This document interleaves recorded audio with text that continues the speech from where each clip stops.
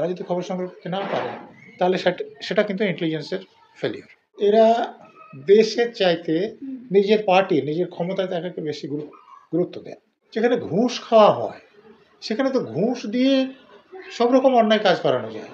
শাসক দলের দুর্নীতিপরায়ণ লোকেরা কিছুতেই বুঝতে চাচ্ছেন না। ডাল মে কুচ কালা হ্যাঁ, সেটা না, পুরো ডালই কালা। এই মমতা ব্যানার্জি সরকার যোগ্য প্রার্থীদের বাদ দিয়ে অযোগ্য প্রার্থীদের কাছে কোটি কোটি টাকা আদায় করে চাকরি বিক্রি করেছে। টাকা দিয়ে চাকরি পাইছে, তাদের চাকরি বাঁচানোর জন্য মুখ্যমন্ত্রী, শিক্ষামন্ত্রীদের এত দরদ কেন? যারা যোগ্য প্রার্থী রাস্তায় বসে আছে তাদের জন্য একটু তো দরদ দেখালে। প্রাক্তন এনএসজি কমান্ডার দীপাঞ্জন চক্রবর্তীকে প্রাণনাশের হুমকি দিচ্ছে, কি বলবেন? দেখুন, কারো কথাবার্তা যদি কোনো ব্যক্তি বা সংগঠনের খারাপ লাগে তাহলে তারা তাকে ভয় পাওয়ানোর জন্য হুমকি দিতেই পারে। তো কারা দিচ্ছেন, কেন দিচ্ছেন, সেটা তদন্ত হওয়া উচিত এবং যারা হুমকি দেওয়া অপরাধ তাদের বিরুদ্ধে ব্যবস্থা নেওয়া উচিত। অব্যাহত অনুপ্রবেশ, এবার ভারত বাংলাদেশ সীমান্তে অবাধে অনুপ্রবেশ, এরকমটা সোশ্যাল মিডিয়ায় দেখা যাচ্ছে। দেখুন, আমার বাড়ি মুর্শিদাবাদ জেলায়, আপনারা জানেন যে এটা বর্ডার লাগোয়া জেলা। তো অনুপ্রবেশ আগেও ছিল, এখনো আছে। এখান থেকে লোক ওদিকে কম যায়, জিনিসপত্র আগে যেত, এখনো গরু বা এই জাতীয় চালান হয়। ওখান থেকে লোকজন আসে, কেউ কাজ করতে আসে, কেউ অন্য উদ্দেশ্যে আসে, কেউ সেখানে থেকে যায়, এটা বরাবর ছিল।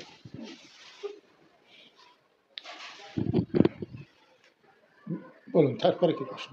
এই যে অবাধে যে অনুপ্রবেশ ঘটছে, এটার বিরুদ্ধে কোনো স্টেপ নেওয়া হচ্ছে না? কেন্দ্রীয় সরকারও তো কোনো স্টেপ নিচ্ছে না। কেন্দ্রীয় সরকার দেখুন, কেন্দ্রীয় সরকারের যেমন আমাদের ভারত বাংলাদেশ সীমান্তে বিএসএফ আছে, বিএসএফের বিভিন্ন জায়গায় ছাউনি আছে। আমাদের বর্ডারের খানিকটা অংশ বেড়া দেওয়া গিয়েছে, কোথাও কোথাও এখনো বেড়া দেওয়া হয়নি। তা একটা লোক যদি চুরি করে ঢুকতে চায় তাহলে তাকে আটকানো সম্ভব, কিন্তু তাকে আটকানোর জন্য যত লোক সীমানায় রাখতে হবে, তাদের বেতন তো আমাদের করের টাকা থেকে দিতে হবে, তাহলে আমাদের উপর করের বোঝা অনেক বেশি পরিমাণ পড়বে। সেটা কোনো সরকারের পক্ষে করা সম্ভব বলে আমার মনে হয় না। বেতন বাড়িয়ে দিতে পারছে না বলে না, বেতন বাড়িয়ে না, আমি বলছি যে লোক এত সংখ্যক বাড়াতে হবে। যেখানে বেড়া আছে সেখানে তুলনায় কম লোক লাগবে, কিন্তু যেখানে বেড়া নাই সেখানে তো মানুষ দিয়ে বেড়া দিয়ে দিতে হবে, নাহলে একটুখানি ফাঁক পেলে সেখান থেকে ঢুকে যেতে পারবে। তো সেইটা বন্ধ করতে গেলে অনেক বেশি লোকের দরকার, এবং অনেক বেশি লোক মানে অনেক বেশি বেতন, অনেক বেশি বেতন মানে অনেক বেশি কর, সেইটা খুব বেশি কাম্য নয়। যেটা করতে হবে, যতটা জনবল আছে তাদেরকে ভালোভাবে ব্যবহার করতে হবে। সঙ্গে সঙ্গে শুধু বিএসএফ দেখলেই যে হবে তা নয়। ধরুন যে একজন লোক বর্ডার ক্রস করে এসে কোনো একটা জায়গায় ঘাঁটিয়ে, সেখানে তো আমাদের রাজ্য পুলিশের লোকেরা আছে, সেখানে ইন্টেলিজেন্স ব্রাঞ্চের লোক আছে, বা কলকাতা পুলিশ এলাকা হলে সে স্পেশাল ব্রাঞ্চের লোকে আছে, তাদের কাছে তো খবর যাবে, তখন ব্যবস্থা নিতে হবে। তাদের কাছে যদি খবর না যায়, তারা যদি খবর সংগ্রহ করতে না পারে তাহলে সেটা কিন্তু ইন্টেলিজেন্সের ফেলিওর। তো সেটা নিশ্চয় হচ্ছে, যদি না হতো তাহলে এই লোকগুলো এখানে আত্মগোপন করে থাকতে পারতো না। কিছু লোক ধরা পড়েছে ঠিক আছে, কিন্তু তার থেকে বেশি লোক যে নেই সেটা তো বলা যাচ্ছে না। এবং দিল্লিতেও ধরা পড়েছে, পুলিশ ধরেছে। দেখুন, একবার যখন এদেশে ঢুকে গেলেন কেউ এবং তারপর তিনি কাগজপত্র তৈরি করে নিলেন, আপনারা বিভিন্ন গণমাধ্যমে দেখানো হচ্ছে যে জাল পাসপোর্ট, ভিসা, অন্য জিনিসগুলো কীভাবে বানানো হয়। তো সেটা পেয়ে গেলে দিল্লি কেন, দেশের যে কোনো প্রান্তে তারা কন্যাকুমারী চলে যেতে পারে, তারা কাশ্মীর সীমান্তে চলে যেতে পারে, যে কোনো জায়গায় যেতে পারে, কারণ তখন তো তাদের যাতায়াতে কেউ আটকানো কেউ নাই।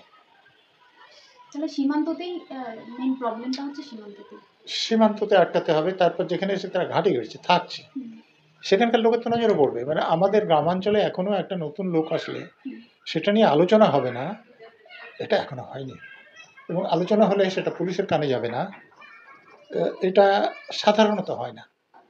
এই যে অনুপ্রবেশ ঘটনাটা নিয়ে রাজ্য সরকার এবং কেন্দ্র সরকার দুজনকে কাদা ছোড়াছুড়ি করে সবসময়, এটা একটা রাষ্ট্রীয় কাঠামো, এটা একদমই কাম্য নয়। আসলে কেন্দ্র সরকার বলুন, রাজ্য সরকার বলুন, যারা সরকার বলতে তো যে নেতারা মন্ত্রী পদে আছে তাদের বোঝায়, তো এরা দেশের চাইতে হুম, নিজের পার্টি, নিজের ক্ষমতা দেখাকে বেশি গুরুত্ব দেন। ফলে দেশের স্বার্থটা তারা বজায় রাখার কথা ভাবেন না। হুম। কি করে নিজের পার্টির সুবিধা হবে, তাতে অন্য পার্টির অসুবিধা হবে, এইটা করতে গিয়ে তারা যেসব ব্যবস্থা নেন সেগুলো আপত্তিজনক হয় এবং অনেক সময় জঙ্গিদের সুবিধা হয় তাতে। আরও একটা চাঞ্চল্যকর খবর, রাজ্যে জাল পাসপোর্ট চক্রে জড়িত থাকায় জাল শংসাপত্র তৈরির অভিযোগে এবার সিবিআই এর হাতে গ্রেপ্তার মালবাজারের এক পুরকর্মী।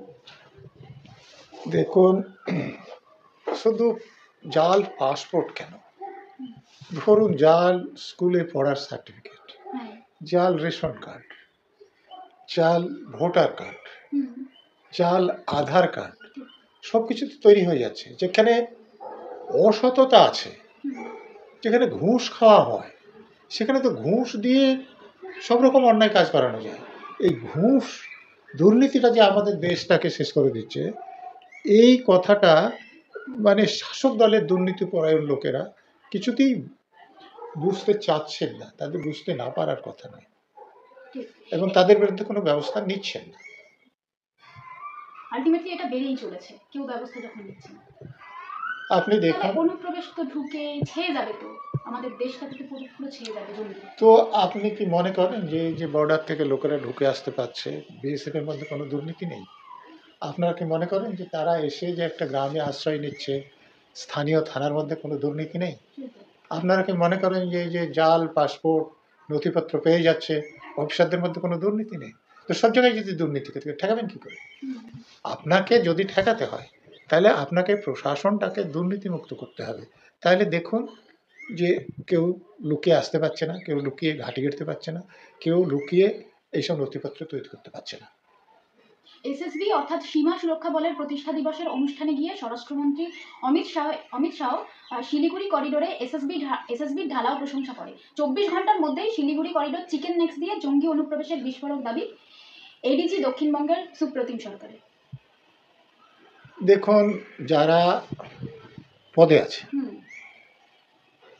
তদন্ত করছেন, গ্রেপ্তার করছেন, হুম, তাদের কাছে কিছু খবর থাকে, ফলে তারা তার উপর ভিত্তি করে কিছু মন্তব্য করে।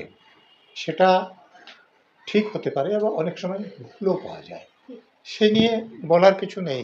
আর এসএসবি আপনারা জানেন যে এটা সশস্ত্র বাহিনী হ্যাঁ, এবং মূলত বর্ডার এলাকায় মানে স্পর্শকাতর এলাকায় কাজ করার জন্য আছে। আমাদের কলকাতাতে এসএসবির অফিস আছে, কিন্তু এসএসবির খুব বড় উপস্থিতি আছে শিলিগুড়িতে। আমি শিলিগুড়িতে অ্যাডিশনাল এসপি ছিলাম, দেখেছি হুম। তাদের বিভিন্ন ব্যাটালিয়ান আছে, তার কাজ করে।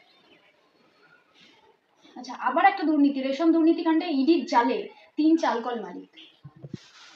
দেখুন, এটা তো নতুন কোনো দুর্নীতি নয়।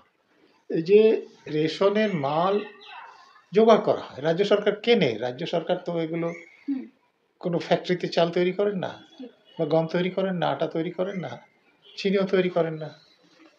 না, এখানে যারা যারা বড় বড় নেতারা ধরা পড়ছে রাজ্যে, তাদেরকে দেখে আবার দুর্নীতি করতে ইচ্ছে করছে জনগণের। দেখুন, কেন করবে না? তাদের সাজা হওয়ার কোনো সম্ভাবনা দেখা যাচ্ছে? পার্থ চ্যাটার্জির দুর্নীতির ব্যাপারে রাজ্যের কোনো লোকের আর সন্দেহ আছে বলে আমার মনে হয় না। হুম, হুম, আমার মনে হয় তো 2 বছরের অধিক হাজতে আছে। হুম, তা জামিন চেয়ে আবেদন করাতে একাধিকবার এখনো মিডিয়াতে আসছে। কিন্তু সে পার্থ চ্যাটার্জির বিরুদ্ধে যে সরকারের অনুমোদন, হুম, সাধারণত লোকে যেটা স্যাংশন বলে জানে, সেটা কি এখনো পাওয়া গেছে? তাহলে সরকারের যারা অনুমোদন দেন, হুম, তাদের কি পার্থ চ্যাটার্জির অপরাধ সম্পর্কে কোনো সন্দেহ আছে? থাকার কথা নয়। তাহলে তারা স্যাংশন দিতে চাইছেন না কেন? মমতা ব্যানার্জি চাইছেন না। হুম, মমতা ব্যানার্জি কেন চাইছেন না? কারণ যে পার্থ চ্যাটার্জি যেটা করেছে হুম, তার অনুমোদন ছাড়া করেননি, এবং সেটা শুধু নিজের জন্য করেননি, দলের জন্য করেছেন, বিশেষ করে হুম, হুম, দলের কিছু উচ্চপদস্থ নেতার জন্য করেছেন। ফলে অনুমোদন দেওয়ার বিপদ হচ্ছে, তিনি যদি বলতে শুরু করেন তখন যারা তার উপরের নেতা নেত্রী আছেন হুম। তাদের তো অসুবিধা হতে পারে। সেই জন্য অনুমোদন না দিয়ে তাকে সন্তুষ্ট রাখার চেষ্টা করছে। আর 26,000 চাকরি বাতিল মামলায় ওয়েমার ও অতিরিক্ত শূন্যপদ তৈরি নিয়ে সুপ্রিম কোর্টের প্রশ্নের মুখে রাজ্য আর এসএসসিও। এটা নিয়ে প্রশ্ন করছি যে আলাদা হবে বৈধ অবৈধ, নাকি নিয়োগ বাতিল হবে? আপনার কি মনে হয়? দেখুন, হবে কি না সেটা তো সুপ্রিম কোর্ট রায় দেয়, তারপর বলা যাবে। হুম, কিন্তু হাইকোর্ট কি বলেছিল যে চাল আর কাকড়, তার মানে আসল আর জালি ফারাক করা যাচ্ছে না। সুপ্রিম কোর্ট কি বলছে যে ডাল মে কুচ কালা হ্যাঁ সেটা না, পুরো পুরো ডালই ডালই কালা। হ্যাঁ। তো তার অর্থটা কি? ফারাক করা যাবে এরকম তাদের মনে হলে এরকমটা বলতেন না। হুম। তো সেক্ষেত্রে মানে বিচারপতি হয়ে এরকম বলছেন পুরো ডালই কালা হে, কতটা দেখুন, আপনি বিচারপতি হন আর আপনি জল্লাদি হন, আপনি মানুষ তো। হুম, তো আপনি যখন বিচারপতির আসনে বসে আছেন এবং যেসব ঘটনা তাদের সামনে রাখা হচ্ছে, একজন মানুষ হিসেবে সেগুলো বিশ্বাস করা মুশকিল। হুম, যে ছেলেমেয়েরা পরীক্ষা দিচ্ছে, যে সব থেকে বেশি নাম্বার পাবে সে সব থেকে আগে চাকরি পাবে, যতটা ভ্যাকান্সি আছে ততজনকে নিয়ে নেওয়া হবে। এর আগেও তো এসএসসি পরীক্ষা নিয়েছে, চাকরি দিয়েছে, কোনোদিন এরকম তো প্রশ্ন ওঠেনি। এই মমতা ব্যানার্জি সরকার হুম, যোগ্য প্রার্থীদের বাদ দিয়ে অযোগ্য প্রার্থীদের কাছে কোটি কোটি টাকা আদায় করে চাকরি বিক্রি করেছেন, তার জন্যে এই প্রশ্ন উঠছে। এবং দেখুন, এটাতে যে যারা সরকারের উচ্চতম পদে আছেন তারা জড়িত সেটা তারা নিজেরাই প্রমাণ করেছেন, যে যারা টাকা দিয়ে চাকরি কিনেছেন তাদের চাকরিগুলো বাঁচানোর জন্যে মন্ত্রিসভায় অতিরিক্ত পদ সৃষ্টি করার প্রস্তাব পাশ করেছেন শিক্ষামন্ত্রী, শিক্ষা সচিব, এসএসসিকে দিয়ে সেটা হাইকোর্টে এফিডেভিট করেছেন। চিন্তা করুন, এটা পুরো বেআইনি। একদম। যারা টাকা দিয়ে চাকরি পেয়েছে তাদের চাকরি বাঁচানোর জন্যে মুখ্যমন্ত্রী, শিক্ষামন্ত্রীদের এত দরদ কেন? একদম। যারা যোগ্য প্রার্থী রাস্তায় বসে আছে তাদের জন্য একটু তো দরদ দেখালে হতো। তো তাহলে দরদটা দেখাচ্ছেন কেন? কারণ টাকাগুলো আদায় করে নিজেরা খেয়েছেন, হুম, চাকরি গেলে পিঠেতে পড়বে, এবং পিঠে পড়লে যারা উপরের দিকে নিয়েছেন তাদের কাছেও চাপ পড়বে। সেই চাপটা যাতে না পড়ে তাতে অতিরিক্ত পদ সৃষ্টি করো, হুম। ওদের চাকরিটা বাঁচিয়ে দাও যাতে পিঠে না পড়ে। আরজিকর কাণ্ডে নয়ামোড়, প্লেস অফ ওয়ারেন্টস এবং খুন ধর্ষণের আততায়ী নিয়ে দ্বন্দ্ব গোয়েন্দাদের রিপোর্টে। ধর্ষণ ও খুনে একা সঞ্জয় রায় নাকি রয়েছে একাধিক? দেখুন, আজকে করে তো প্রথম থেকেই এটা আলোচনা আসছিল যে হয়তো সঞ্জয় রায় একা অপরাধটা করেনি, হুম, এটা হওয়ার সম্ভাবনাই বেশি। দ্বিতীয়ত ধরুন, যেখানে মৃতদেহটা ছিল, মৃতদেহের শরীরে অনেক দাগ, ক্ষতচিহ্ন ছিল, তো ক্ষতগুলো তো এমনি এমনি হয়নি। একদম। তো এবং সে একজন যুবতী ডাক্তার, তো তাকে যখন হত্যা করা হয়েছে, সে রেপ করার পরে হোক বা রেপ করার আগে হোক, তখন তো সে প্রতিরোধ করবে। তো হুম, তো সে প্রতিরোধ করলে ধস্তাধস্তি হবে। তো তো ধস্তাধস্তি হলে এই যে চাদরটা পাট করা আছে, আশেপাশে কোনো লড়াইয়ের চিহ্ন দেখা যাচ্ছে না, এটা স্বাভাবিক নয়। হুম, যদি না তাকে আগে থেকে কোনো ঘুমের বা এই তো বিষ, তো সেরকম রিপোর্ট তো গণমাধ্যমে এখনো আসেনি। আর দ্বিতীয়ত, এই যে আজ থেকে আবার একটা ঘরের কথা সামনে এসছে 4 তলায়, যে ঘরে বলছে যে রক্ত স্টেন পাওয়া যাচ্ছে, যে ঘরে রক্তমাখা গ্লাভস পাওয়া যাচ্ছে, এরকম গণমাধ্যমে বলছে। আমি জানি না সত্যি কি। সব থেকে যেটা আমার মনে খটকা লাগছে, যে বলা হচ্ছে যে ঘরটা সিল করা হয়েছিল, আজকে সিল খুলতে যাওয়া হয়েছিল। তো দেখুন, সিল কখন করা হয়? কোনো ঘর তদন্তকারীরা তখন সিল করে যখন মনে করে যে এই ঘরে কিছু পাওয়ার আছে, তথ্য প্রমাণ, হ্যাঁ, হ্যাঁ, যেটা সিল না করলে নষ্ট হয়ে যেতে ঠিক, পারে। ঠিক। তো তাহলে যখন সিল করেছে, সেই তথ্য প্রমাণটা জোগাড় করা দরকার। তো সেটা জোগাড় না করে আবার ঘরটা খুলে দিতে বলা হচ্ছে, এটা তো কোনো মতে গ্রহণযোগ্য হতে পারে না। যে তাহলে সিল করার অর্ডারই কেন দেওয়া হয়েছিল এবং সিল খুলে দেওয়ার অর্ডারই কেন দেওয়া হচ্ছে? এইটা একটা অবিশ্বাসযোগ্য তথ্য সামনে আসছে। আমি জানি না সত্যি সিল করার অর্ডার তদন্তকারীরা দিয়েছিলেন কিনা, বা সিল খোলার অর্ডারও তদন্তকারীরা দিয়েছেন কিনা। কিন্তু যদি দুটো সত্যি হয়, যে সিল করতেও তারা বলেছিলেন, সিল খুলে দিতেও তারা বলেছেন, কিন্তু মাঝখানে তারা সেখান থেকে কোনো তথ্য প্রমাণ জোগাড় করেননি, তাহলে কিন্তু তদন্তের ব্যাপারে সন্দেহ হওয়া স্বাভাবিক। সিলটা খুলে দেওয়ার পরে তো কোনো তদন্ত হয়নি, কোনো রিপোর্ট আসেনি। না না, সিল তখনই খোলা হবে যখন সেখান থেকে কিছু না, এখন যখন খুলে তথ্য দেওয়া জোগাড় করা হবে। যেমন ডাক্তারবাবুরা বলছেন যে ওখানে রক্তের দাগ আছে বা গ্লাভস আছে যেটা ব্যবহৃত। তো এটা তো খুবই সহজ, রক্তটা নিয়ে পরীক্ষা করলে, ডিএনএ ম্যাচিং করলে, তো তাহলে তো বোঝা যাবে যে এই রক্তটা ভিকটিম ডাক্তারের কিনা। যদি না হয় তাহলে বলা যাবে যে রক্ত অন্যের, সেটা অন্যরকম তদন্ত হতে পারে, কিন্তু এই কেসে গুরুত্বপূর্ণ হবে না।